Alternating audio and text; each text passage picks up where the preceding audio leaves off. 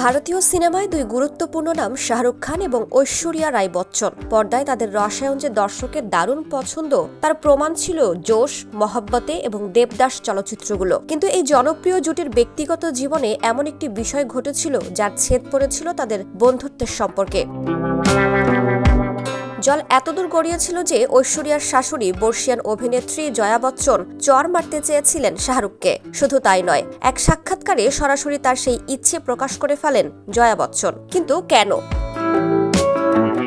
চলতি শতকের শুরুর দিকে ঝামেলা তৈরি হয় শাহরুখ ঐশ্বরিয়ার মধ্যে। দুজনের কেউই এই বিষয়ে প্রকাশ্যে তেমনভাবে মুখ না খুললেও অনেক গুঞ্জন শোনা যায়। অবশ্য ঐশ্বরিয়া এ প্রসঙ্গে একবার জানিয়েছিলেন, এই ঝামেলার ফলে বীর যারা চলতে চলতের মতো শাহরুখের একাধিক ছবি থেকে বাদ দেয়া হয়েছিল তাকে।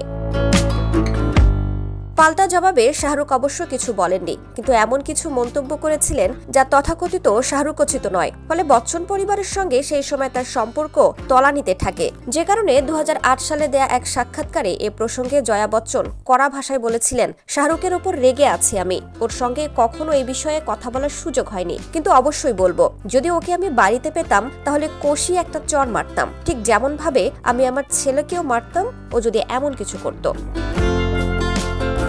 অবশ্য কথা শেষে জয়া শাহরুখের প্রতি তার স্নেহের কথাও তুলে ধরেছিলেন। বচ্চন পত্নী যোগ করে বলেন, ওর প্রতি আমার দুর্বলতা রয়েছে, এটাও ঠিক। অবশ্য সময়ের সঙ্গে সঙ্গে বচ্চন পরিবারের সঙ্গে সম্পর্ক ঠিক হয়েছে শাহরুখের। বর্তমানে ঐশ্বরিয়ার সঙ্গে পুরনো দিনের মতোই বন্ধুত্বের সম্পর্ক কিং খানের।